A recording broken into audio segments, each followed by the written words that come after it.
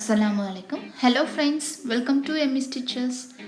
இன்றைக்கி நம்ம 15 பேருக்கு தகுந்த மாதிரி ஒரு வெஜ் பிரியாணி, அதுக்கு ஷைடிஷாக வந்து எக் கிரேவி எப்படி செய்கிறதுன்னு தான் பார்க்க போகிறோம். ரொம்ப ரொம்ப ஈஸியான மெத்தடில் வீட்டிலேயே வந்து தம் வச்சு எப்படி செய்கிறதுன்னு பார்த்துடலாம்.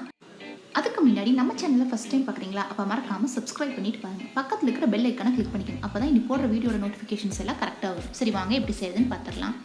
இன்றைக்கி நம்ம 3 கிலோ அளவு வேகிற அளவுக்கு தான் வந்து சின்ன ஒரு பாத்திரம் எடுத்திருக்கோம். இதில் வந்து நான் வந்து 400 ml ரீஃபைண்ட் ஆயில் ஆட் பண்ணியிருக்கேன். எண்ணெய் நல்லா காஞ்சதுக்கப்புறம் 2 கப் இஞ்சி பூண்டு பேஸ்ட் போட்டுக்கிறோம். 2 கப் அளவு இஞ்சி பூண்டு பேஸ்ட். அது நல்லா வந்து கிளறி விட்டு நல்லா வந்து வணக்கணும். இது நாங்கள் வந்து எங்கள் வீட்டில் செய்கிற ஸ்டைலில் வந்து எப்படிங்கிறது வந்து தான் நான் சொல்ல போகிறேன். இப்போ வந்து இஞ்சி பூண்டு பேஸ்ட் நல்லா வதங்கிருச்சு. இதுக்கு வந்து 3/4 கிலோ அளவு தக்காளி எடுத்திருக்கோம். நல்லா பழுத்த தக்காளி நல்லா அறுத்து போட்டுருங்க. அரைக்க தேவையில்லை, நல்லா இந்த மாதிரி கீத்து அறுத்தா போதும். இது கூட நம்மளுக்கு தேவையான அளவு மிளகாய்த்தூள் ஆட் பண்ணிக்கலாம். காரத்துக்கு தகுந்த மாதிரி மிளகாய்த்தூள் ஆட் பண்ணிக்கலாம்.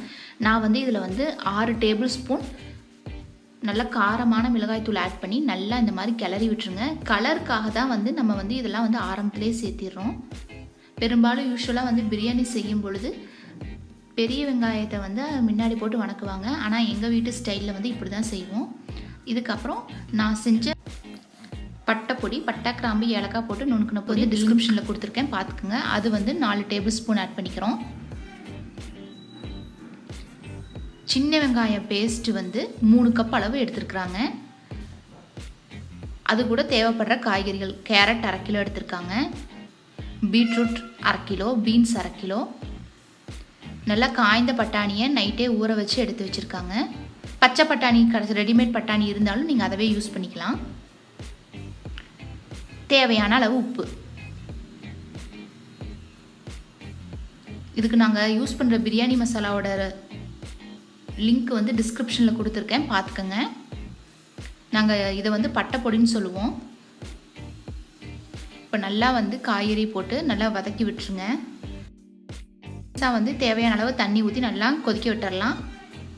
நெக்ஸ்ட் இதுக்கு ஷைடிஷாக யூஸ் பண்ணுற வந்து எக் கிரேவி எப்படி செய்யறதுன்னு பார்த்தலாம். சிம்பிளான எக் கிரேவி தான். நல்லா 4 டேபிள் ஸ்பூன் தேங்காய் எண்ணெய் எடுத்துக்கோங்க. எடுத்துட்டு அதில் 1/2 கப் அளவு சின்ன வெங்காயம் விழுதும், 1/4 கப் அளவு இஞ்சி பூண்டு பேஸ்ட்டு வந்து எடுத்துக்கிறோம். இதில் வந்து 8 மீடியம் சைஸ் தக்காளி வந்து நல்லா நறுக்கி வச்சுருக்காங்க. நார்மலான சைஸில் நறுக்கி வச்சுருக்காங்க. இதையும் வந்து நல்லா வதக்கிக்கலாம். இது எல்லாத்தையும் போட்டு வந்து நல்லா வதக்க விடுங்க. ரொம்ப சிம்பிளான ஸ்டெப் இது. இதுக்கு வந்து எக்ஸ்ட்ரா ஆட் பண்ணுறது வீட்லேயே செஞ்ச கரம் மசாலா பொடி. கரம் மசாலா பொடியோட லிங்க் வந்து நான் டிஸ்கிரிப்ஷனில் கொடுத்துருக்கேன், பார்த்துக்குங்க. இது மட்டும்தாங்க. இப்போ வந்து இதில் வந்து ஒரு 10 பல்லாரி வந்து பெரிய வெங்காயம், அதை வந்து நல்லா நீல வாக்கில் நறுக்கி இதில் நல்லா போட்டு நல்லா பிரட்டி எடுத்துருங்க. தண்ணி சேர்க்கக்கூடாது. தண்ணி சேர்க்காம வந்து நல்லா வந்து ஒரு 10 நிமிஷம் வந்து கிளறுங்க, மீடியம் ஃப்ளேமில் வச்சு. அதுலேயே நல்லா தண்ணி வந்துடும். இதுக்கு தேவையான அளவு உப்பு. இதுக்கு வேறு எந்த மசாலாவும் போட தேவையில்லைங்க. இது மட்டும் போட்டால் போதும். ரொம்ப டேஸ்ட்டாக, நார்மலாக வைக்கிற பிரியாணிக்கும் கூட இது ரொம்ப டேஸ்ட்டாக இருக்கும். சிக்கன், மட்டன் எந்த பிரியாணி வச்சாலும் சைடிஷாக இது வச்சிங்கன்னா ரொம்ப நல்லாயிருக்கும். நல்லா வந்து கிளறி விட்டுருங்க. 10 நிமிஷம் கிளறி விட்டுட்டே இருந்தீங்கன்னா நல்லா வந்து வெந்துடும். இப்போ தண்ணி வந்து கொதி வர ஆரம்பிச்சிருச்சு. இப்போ நல்லா உப்பு இருக்கா, காரம் இருக்காங்கிறத வந்து எல்லாம் டேஸ்ட் பண்ணி பார்த்துக்கலாம். தண்ணி கொதி வர ஓரத்தில் வந்து 5 டேபிள் ஸ்பூன் தேங்காய் எண்ணெய் ஆட் பண்ணிக்கோங்க. ஆட் பண்ணி நல்லா கிளறி விட்டுட்டு 3 கிலோ அரிசிக்கு தகுந்த மாதிரி தண்ணி ஊற்றிருக்கோம். இப்போ அதுக்கு தகுந்த மாதிரி தண்ணி ஊற்றிட்டு இப்போ அரிசி போட்டாச்சு. அரிசி போட்டுட்டு நல்லா வந்து இந்த மாதிரி ஒரு தடவை கிளறி விட்டுருங்க.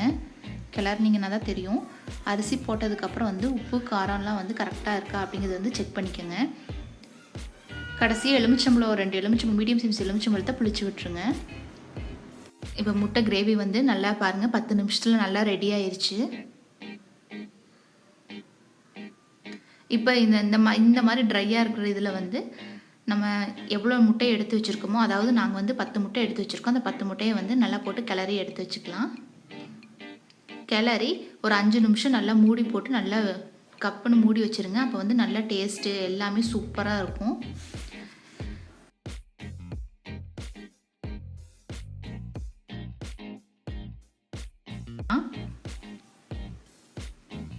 நல்லா வந்து கொதி வர மாதிரி இருக்கணும். இந்த நேரத்தில் வந்து விறகடுப்பு எரிக்கிறவங்க வந்து கொஞ்சம் வந்து விறகு கம்மி பண்ணிவிட்டு அதில் இருக்கிற விறகு தூள் எடுத்து நாங்கள் மூடி போட்டு மேலே மூடி வச்சுட்டா இது வந்து தம் இந்த பதத்துக்கு தான் வந்து நாங்கள் மட்டனாக இருந்தாலும் சிக்கனாக இருந்தாலும் பிரியாணி செய்யும்போது தம் வைக்கிறதுனா இப்படி தான் வைப்போம். கீழே கொஞ்சம் கனல் இருக்கும், மேலே கொஞ்சம் கனல் இருக்கும். அந்த மாதிரி வச்சிட்டிங்கன்னா முக்கால் பதத்துக்கு வேகிற நேரத்தில் வந்து இந்த மாதிரி போட்டு வச்சிட்டிங்கன்னா பிரியாணி சூப்பராக சுட சுட ரெடியாக இருக்கும். இந்த தம்லேயே வந்து சூப்பராக வெந்திருக்கும். நீங்கள் அதிகமாக தண்ணி பிடிக்க அவசியம் இல்லை. நார்மலான வாட்டர் வச்சு 1க்கு 2 பங்கு தண்ணி ஊற்றி வச்சுருந்தீங்கன்னாவே வந்து ரொம்ப டேஸ்ட்டாக சூப்பராக இருக்கும். இப்போ எடுத்து பார்க்கலாம், பாருங்கள் எப்படி வெந்திருக்குன்னு பார்க்கலாம். பாருங்கள் சூப்பராக பளபளன்னு வந்திருக்குது. இப்போ வந்து நல்லா கிளறி விடணும். இந்த ஸ்டேஜில் எடுத்து நல்லா கிளறி விட்டிங்கன்னா தான் வந்து சாப்பாடும் மசாலாவும் வந்து தனித்தனியாக எங்கேயும் நிற்காமல் இருக்கும். கிளறி விட்டுட்டு நல்லா வந்து எல்லா பக்கமும் அமுத்தி விட்டுட்டு மூடி வச்சிட்டிங்கன்னா போதும். சூப்பரான கமகமக்கிற வெஜ் பிரியாணி ரெடி ஆயிடுச்சு. ரொம்ப ரொம்ப சிம்பிளான இன்க்ரீடியன்ஸ் தான், வீட்லேயே இருக்கிறது தான். வீட்லேயே அரைக்கிற மசாலா பொடிகளை தான் வந்து நான் சொல்லியிருக்கேன். அந்த மசாலா பொடியோட லிங்க் வந்து நான் கீழே டிஸ்கிரிப்ஷனில் கொடுத்துருக்கேன். பிரியாணிக்கு பெரும்பாலும் நாங்கள் பட்டைப்பொடி தான் யூஸ் பண்ணுவோம்.